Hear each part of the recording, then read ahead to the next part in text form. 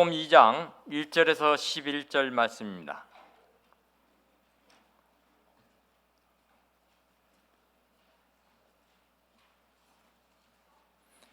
누가복음 2장 1절 말씀부터 봉독해 올리겠습니다.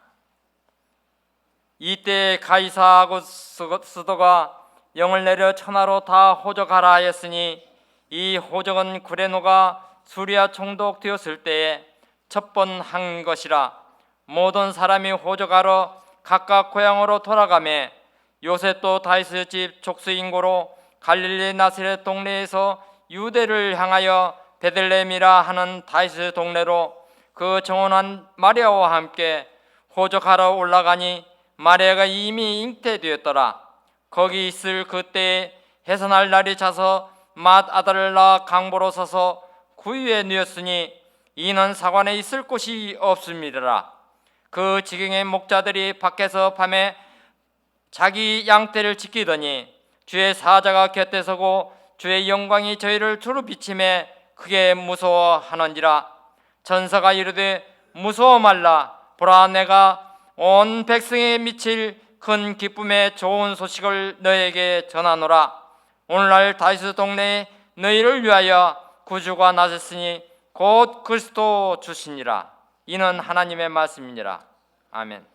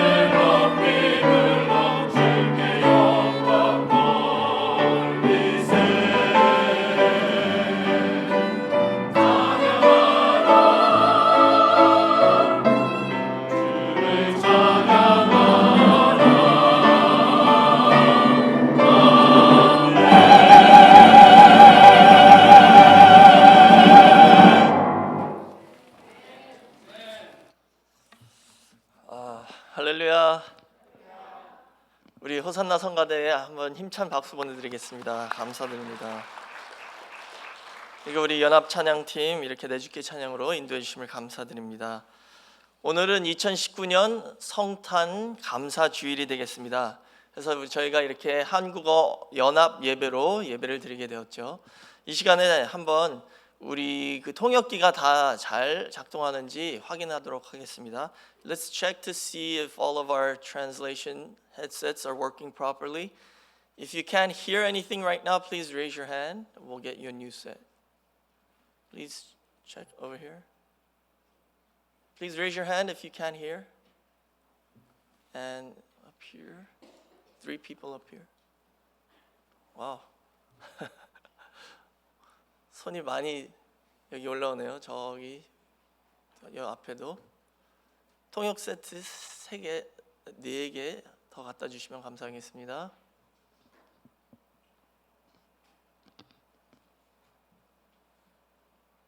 이쪽에 Please raise your hand up here. 여기 4개가 더 필요합니다.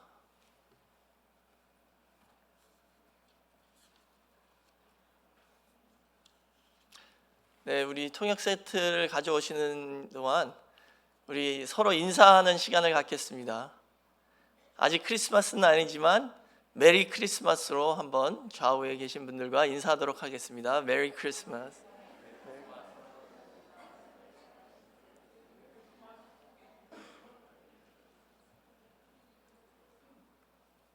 네, 통역기 다 받으셨나요? 통역기가 안 돼요. 통역기에 문제가 있나요? Can you hear? Some people can hear. 네. 자, 감사합니다. 오늘 저는 이 누가복음 2장 1절에서 11절 말씀을 통하여 대화합을 이루는 성탄이란 제목으로 잠시 은혜를 나누겠습니다. 저희가 이 매년 연말이 되면 성탄 주일을 지키죠. 그러면 2000년 전에 우리 죄를 위하여 이 땅에 태어나신 예수 그리스도에 대해서, 이 아기 예수에 대해서 수많은 설교를 들었습니다. 저도 따져보니까요 9살 때부터 교회를 나왔어요. 그럼 거의 40년 교회를 다닌 거거든요. 그러면은 적어도 40번 성탄 설교를 들었다는 뜻이죠. 이 자리에 계신 여러분들도 교회를 오래 다니신 분들도 계시죠. 그럼 매년 성탄 설교를 듣는데 과연 저희가 이 크리스마스에 대해서 다 잘 알고 있는지 저도 곰곰이 생각해 봤더니요 저희가 모르는 것이 너무 많더라고요. 그래서 지난주에는 이 4000년 구약 역사 가운데 예수님이 이 땅에 오시는 그 통로, 그 길을 막기 위하여 사단 마귀가 수많은 공격을 했고 수많은 방해 공작을 시도했지만 하나님의 열심히 그 모든 것을 다 뚫고 예수님이 이 땅에 오실 수 있는 그 통로를 열어주셨다는 것을 상고해 봤습니다. 그래서 이제 그 기념의 날 크리스마스가 며칠 안 남아서 이렇게 이 12월 22일 주일을 성탄 감사 예배로 드리는데 하나님께서 당신의 사랑하시는 독생자 아기 예수를 저희를 위하여 이 땅에 보내실 때까지 얼마나 많은 고충과 또 어떤 노고를 하셨는지 저희가 한번 깊이 생각해 봐야겠습니다. 그냥 단순히 예수님이 이 땅에 태어나셨지 이렇게 생각하시면 안 돼요. 저희는 그냥 단순히 태어났습니다. 근데 예수님은 그렇지 않다는 것이죠. 예수님은 다르십니다. 왜냐하면 이 땅에 메시아로 오신 그분이 그냥 갑자기 태어나신 게 아니라 구약에 예언되어 있는 모든 예언의 말씀을 성취시키시는 그 성취자로 오셨다는 것이죠. 그리고 그 모든 예언을 정확하게 맞추시지 않으시면 사단 마귀가 가만히 있지 않죠. 아니 당신이 메시아입니까? 물을 거 아니에요. 내가 메시아다 그러면 어디서 태어났어요? 뉴욕에서 태어난대요. 무슨 뉴욕에서 태어난 메시아가 어디 있어요? 그렇죠? 성경에서 예언하신 모든 예언의 말씀이 예수님의 탄생부터 십자가에 돌아가실 때까지 그 모든 삶에 다 맞아야지만이 그분이 메시아로서 인정을 받는 것입니다. 한치의 오차도 있으면 안 된다는 거예요. 하나님께서는 그 모든 것을 맞추시기 위해서 4,000년 동안 그 열심으로 일해 오셨고, 특히 이 성탄, 예수님이 태어나시는 이 순간에 그것을 정확하게 맞추시기 위하여 여러 가지 일을, 그리고 섭리를 뒤에서 역사하셨다는 것이죠. 그렇다면 저희가 한번 그것에 대해서 상고해 봐야겠죠. 예수님이 어디서 어떻게 태어나신지 구약에 정확하게 기록이 되어 있습니다. 그 몇 가지 예언에 대해서 한번 살펴보도록 하겠습니다. 첫 번째는 예수님은 나사렛 사람이다라고 예언이 되어 있어요. 예수님은 나사렛 사람입니다. 그 뜻은 뭐냐면 나사렛이란 동네에서 살고 자라신 분이란 뜻이에요. 그게 마태복음 2장 23절에 나와 있죠. 나사렛이란 동네에 와서 사니 이는 선지자로 하신 말씀에 나사렛 사람이라 칭하리라 하심을 이루려 함이러라 라고 말씀하고 있어요. 그 선지자가 예언한 말씀을 이루기 위해서 하나님이 예수 그리스도의 부모들이 나사렛에 살도록 하셨다는 거예요. 이런 디테일까지 하나님은 다 하나하나 다 일일이 섭리하셨다는 것입니다. 두 번째로는 저희가 잘 알다시피 베들레헴에서 태어나셨어요. 예수님은 베들레헴에서 태어나셨죠. 구약의 미가서 5장 2절에 이미 예언을 하셨습니다. 베들레헴 에브라다야, 너는 유다 족속 중에 작을지라도 이스라엘을 다스릴 자가 내게서 내게로 나올 것이라. 그의 근본은 상고의 태초에니라 라고 말씀하셨죠. 베들레헴이 아주 작은 그런 도시라도 거기서 다스리시는 예수님이 태어나시겠다라고 미리 예언하신 것입니다. 세 번째로 예수님은 유다 지파로 태어나셔야 되죠. 유다 지파에 태어나셔야지 예수님이 메시아가 유다 지파로 오실 것이다 라고 예언이 되어 있습니다. 역대상 5장 1절 보시면 르우벤이 장자이지만 장자의 명분을 잃어버리고 그 장자의 명분이 요셉에게 돌아갔지만 족보에는 유다 지파에 오시는 걸로 기록될 것이다 라고 말씀하고 있어요. 그러니까 족보상에는 유다 지파로 태어나셔야 된다는 것을 예언하고 있는 것이죠. 그리고 마지막 네 번째로는 처녀가 잉태해서 태어나신다라고 예언되어 있죠. 이사야 7장 14절에 말씀하셨죠. 주께서 친히 징조로 너에게 주실 것이라. 보라, 처녀가 잉태하여 아들을 낳을 것이요 그 이름을 임마누엘이라 하리라 라고 말씀하셨죠. 자, 그럼 보세요. 제가 지금 구약에 있는 모든 예언을 다 말씀드리는 거 아닙니다. 잘 아는 네 가지만 뽑았어요. 나사렛에서 자랄 것이고, 베들레헴에서 태어나실 것이고, 유다 지파에 태어나실 것이며, 그리고 처녀가 잉태한다.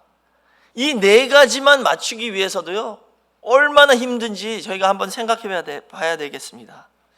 이 모든 예언을 충족시켜야지 진짜 메시아잖아요. 근데 이 처녀가 잉태한다에 대해서 한번 생각해 보죠.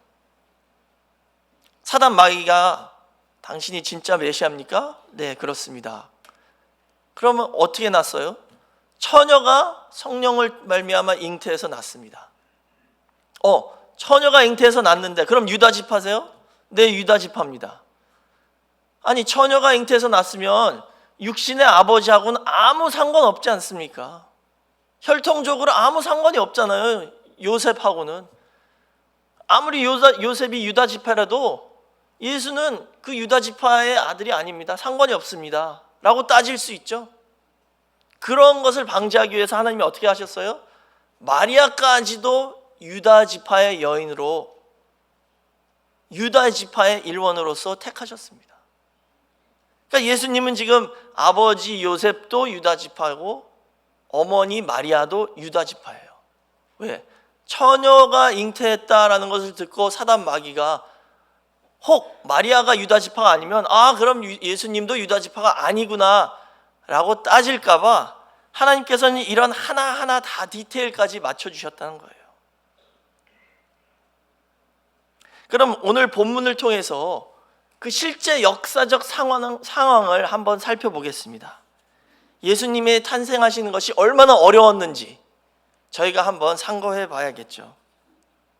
오늘 실제 상황을 보시면 요셉과 마리아가 나사렛에 살고 있었어요. 잘 된 것이죠.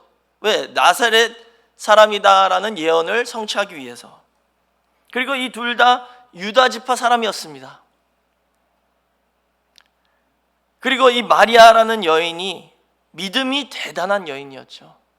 왜냐하면 처녀가 잉태해서 낳는 아들이 메시아 예수 그리스도가 되실 분인데 그 어머니 되실 분이 믿음이 없다면 어떻게 되겠어요? 가브리엘 천사가 마리아에게 와서 말했죠. 하나님께서 너를 쓰셔야겠다. 성령이 임해서 처녀로서 네가 잉태하여 메시아 예수를 낳아야겠다라고 말했을 때 그 여인이 무슨 말씀입니까? 그 당시에 처녀가 애를 낳으면은요 돌로 쳐서 죽일 수 있습니다. 율법이. 그 여인이 믿음이 없었다면 절대 안 됩니다. 저 그렇게 되기 쉽지 않습니다. 소문 나면요 저 돌로 맞아 죽을 수도 있습니다. 이렇게 거부할 수도 있죠. 그 말씀에 순종할 수 있는 믿음의 여인이 필요했다는 것입니다. 그 여인이 바로 마리아였어요.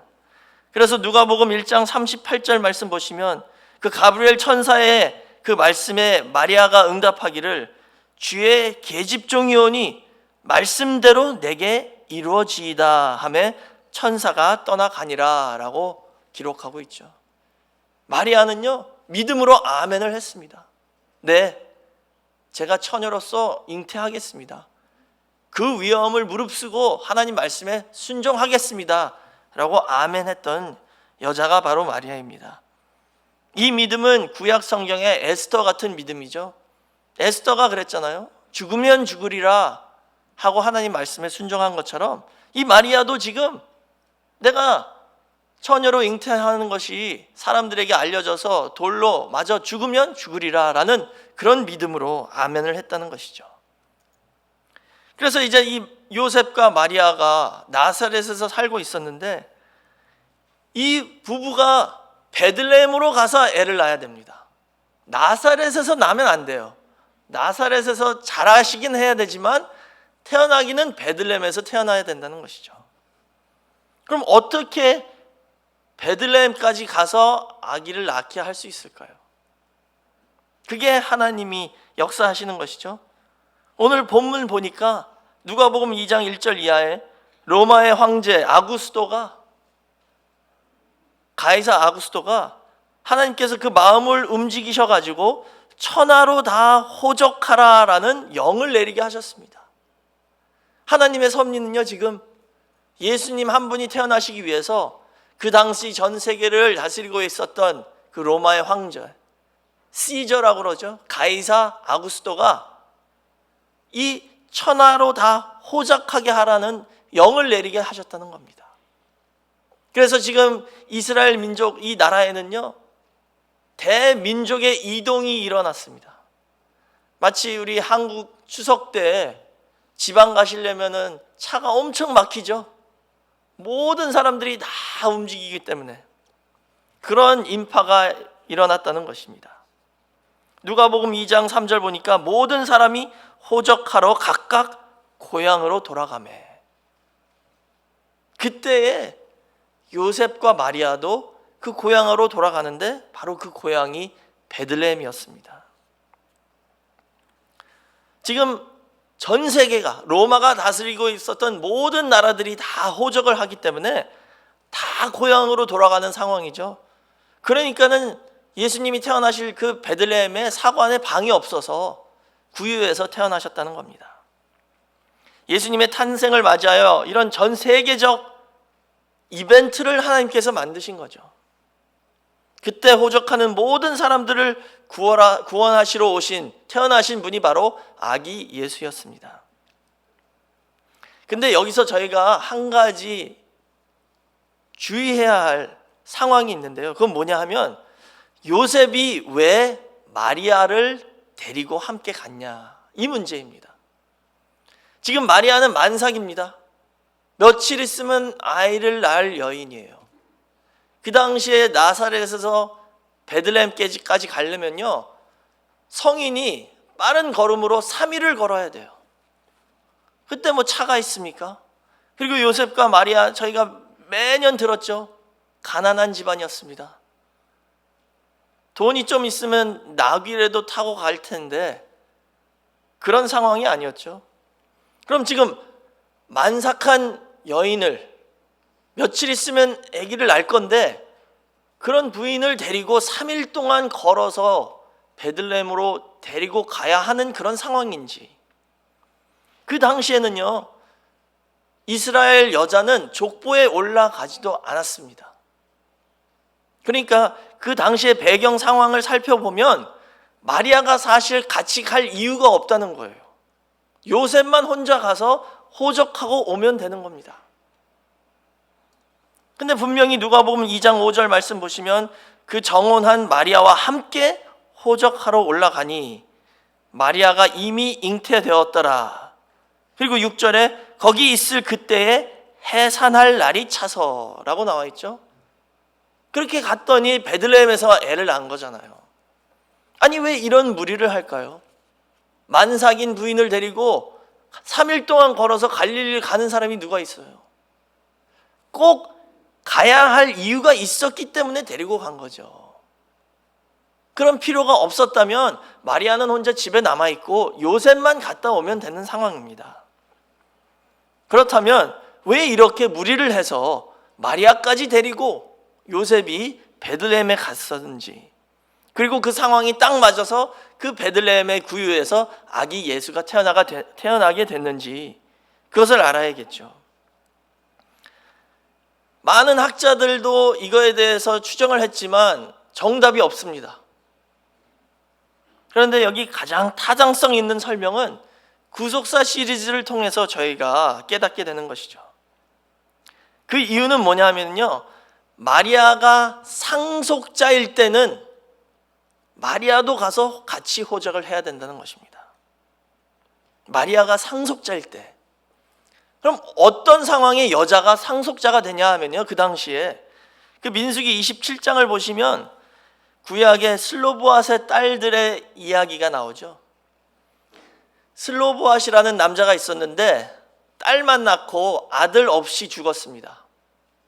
그랬더니 이제 그 딸들이 모세에게 와서 항의했죠. 아버지가 돌아가셨는데 상속할 아들이 없습니다. 그럼 그 아버지의 모든 기업과 땅이 다 날아가는 거예요. 없어집니다. 그래서 모세에게 와서 따졌습니다. 이거 어떻게 할 것이냐. 그랬더니 모세가 그 내용을 놓고 하나님께 기도를 했더니 하나님께서 응답하신 것이, 그 슬로바앗의 딸들이 맞다.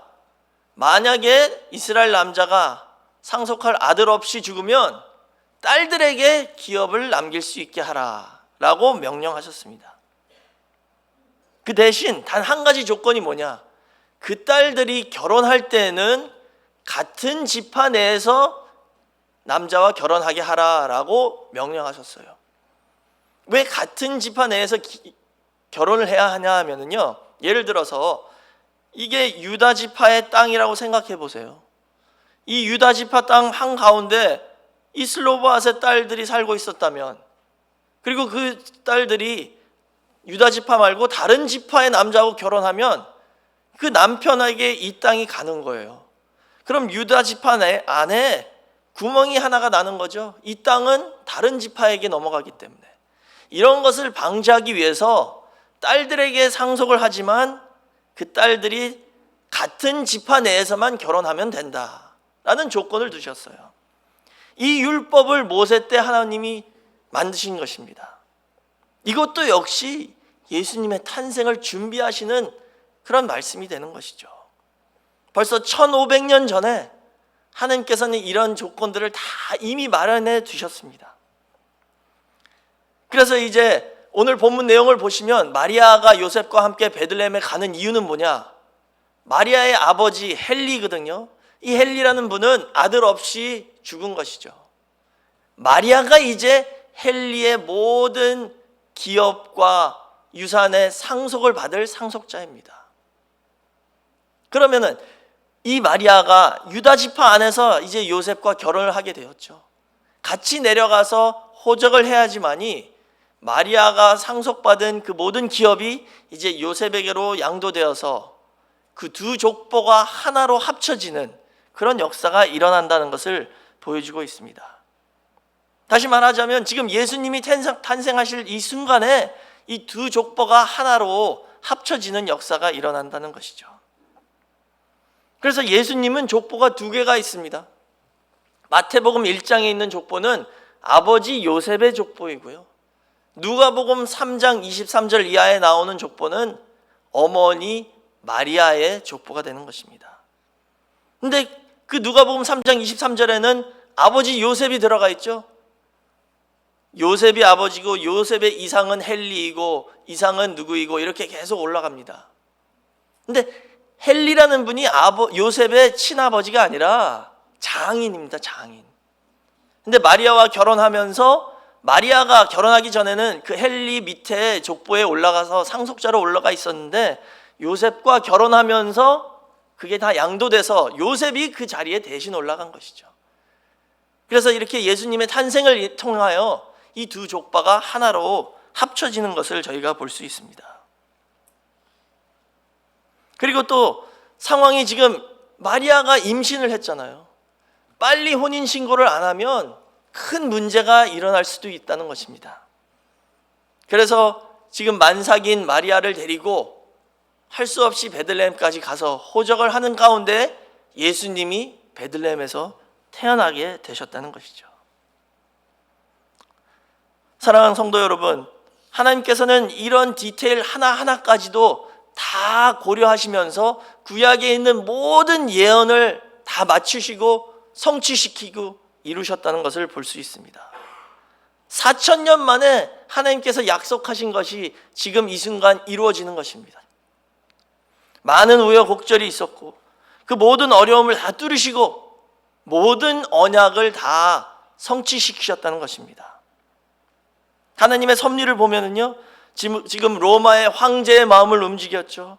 또 여러 사람과 상황을 다 미리 마련하시고 율법까지 준비하시고 그 사람의 성향과 사는 지역까지 다 총동원하셔서 예수님이 정확하게 하나님께서 말씀하신 그때에 말씀하신 장소에서 예언하신 모든 예언의 말씀을 이루시고 성취시키는 구세주로서 태어날 수 있도록 하나님께서 역사하셨다는 것입니다.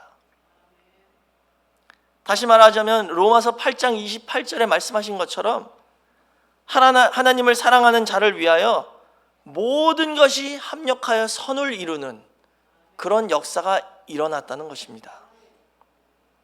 그러니까 저희가 그냥 단순히 기쁘다 구주 오셨습니다 라고 끝나면 되는 게 아니에요. 그 기쁘다 구주가 오시기 위하여 하나님께서는 이런 여러 가지 상황을 고려하시면서 이런 섭리의 역사가 있었다는 것을 저희가 깨달아야겠죠. 그렇다면 오늘날 저와 여러분에게도 하나님께서 주신 약속이 있습니다. 하나님께서 저에게 주신 언약이 있죠. 그 언약의 말씀을 지키실 수 있을까요? 하나님께서는 지금 4,000년 동안 이 수많은 여러 가지 우여곡절과 여러 상황을 다 끼워 맞추셔서 정확하게 예수님이 이 땅에 오실 수 있도록 역사하신 분입니다.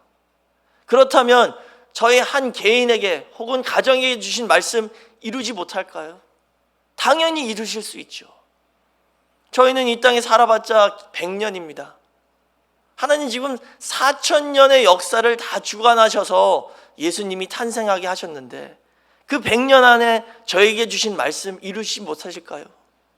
다 이루실 수 있는 분입니다. 이것을 믿으시기 바랍니다.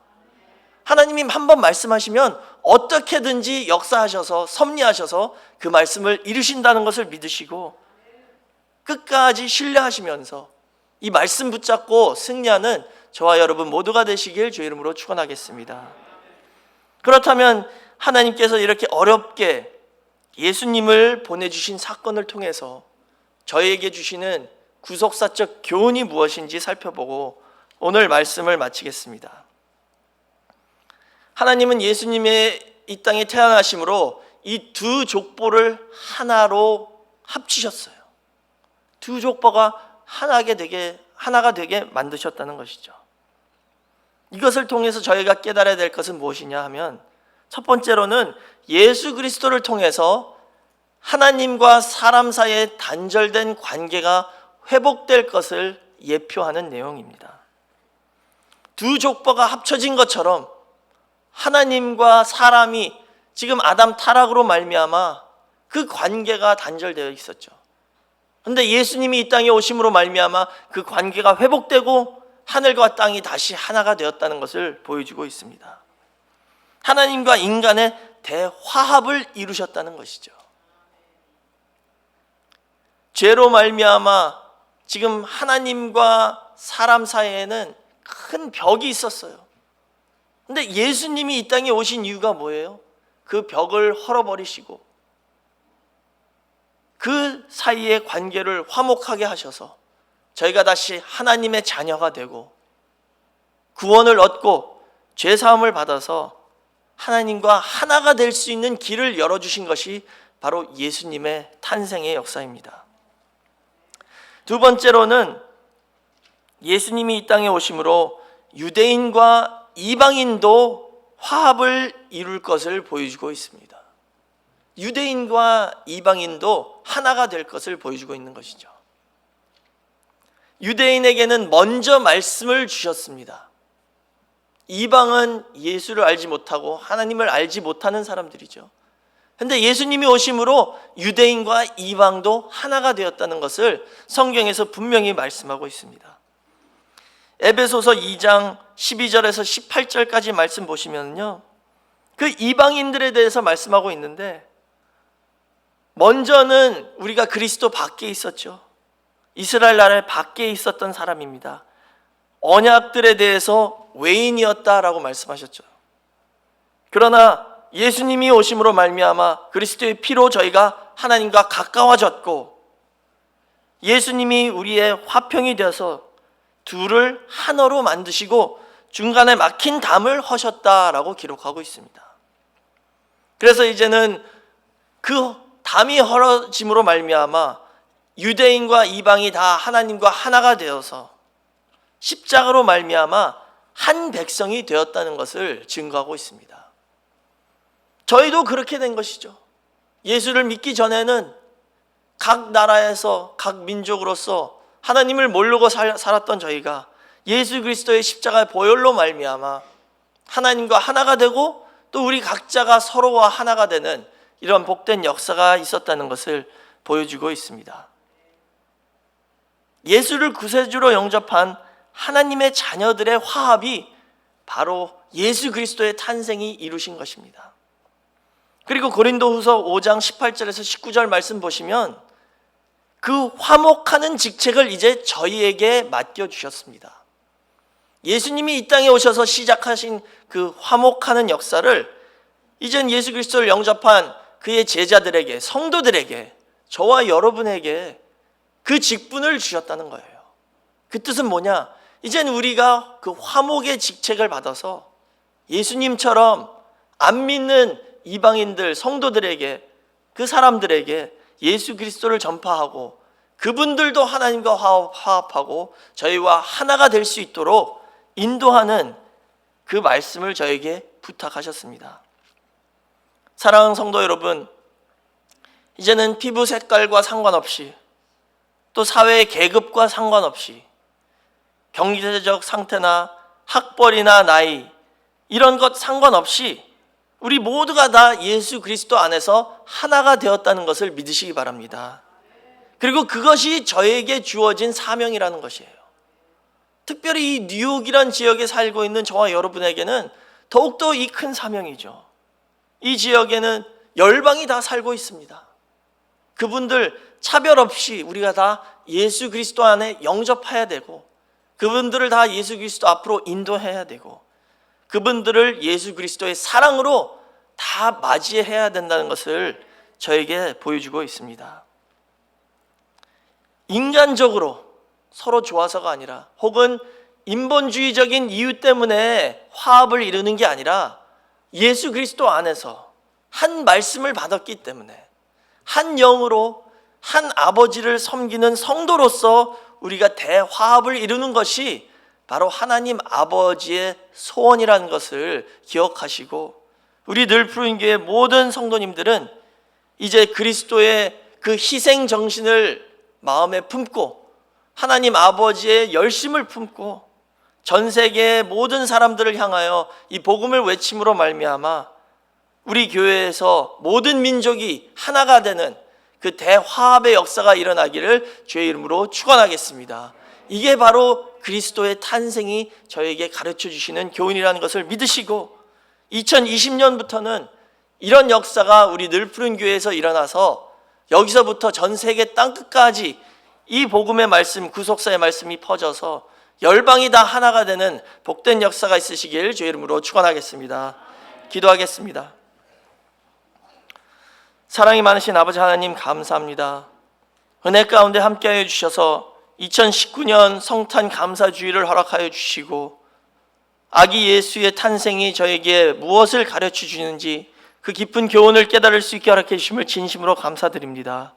오늘 주신 말씀처럼 저희 모두가 다 하나님 아버지의 열심을 품고 주의 귀한 뜻을 위해서 헌신하는 모든 성도가 될 수 있도록 인도하여 주시고, 예수 그리스도의 희생 전신을 이어받아 우리 자신을 낮추고 남을 나보다 높이는 겸손한 삶을 통하여 대화합을 이루는 귀한 늘푸른 교회 모든 성도가 될 수 있도록 인도하여 주시옵소서.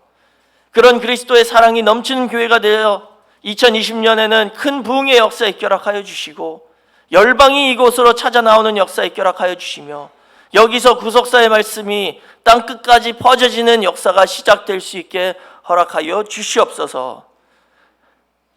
아기 예수가 이 땅에 태어나셔서 저의 모든 질병과 질고와 죄악을 걸머지시고 십자가에 달리실 때까지 저에게 주신 그 모든 말씀과 가르쳐 주신 모든 교훈 마음 깊이 새기고 그리스도의 발자취를 따라가는 제자들 모두가 될 수 있도록 인도하여 주셔서 늘푸른 교회 가정마다 그리스도의 사랑과 은총이 넘칠 수 있게 허락하여 주시며, 그 뜻을 위해서 살고자 결심할 때에 그 가정마다 갖고 있는 기도 제목 다 응답하여 주시고 모든 문제 해결해 주시며, 경제적으로도 풍요로운 축복을 허락하여 주셔서 오직 주의 뜻을 위해서 집중하여 헌신할 수 있는 조건을 다 마련해 주시는 축복의 역사가 있게 허락하여 주시옵소서. 이 연말이 가기 전에 화평의 역사와 화목과 화합의 역사가 이루어질 수 있도록 인도하여 주시옵소서. 먼저 하나님 아버지 앞에 회개할 것이 있다면 속히 할 수 있게 허락하여 주시고, 모든 죄사함을 받고 하나님과 하나 된 마음으로 2020년을 시작할 수 있게 허락하여 주시옵소서. 또 이 말씀을 받은 형제 자매들 간에 서로 간에 용서해야 할 문제가 있다면 속히 기도하는 가운데 서로를 용서하고 화합을 하고 화목할 수 있도록 인도하여 주시옵소서. 그래서 그 모든 허물을 서로 덮어주고 기쁨과 사랑으로 2020년을 시작할 수 있게 허락하여 주시옵소서. 그래서 우리 늘푸른 교회가 사랑이 넘치며 기쁨과 웃음이 충만하고 진정한 친교가 이루어지는 귀한 교회가 될 수 있도록 인도하여 주시옵소서. 반드시 이루어질 것을 믿고 감사드리며 예수님의 이름으로 기도드렸사옵나이다. 아멘. 하나님께 영광의 박수 올리겠습니다.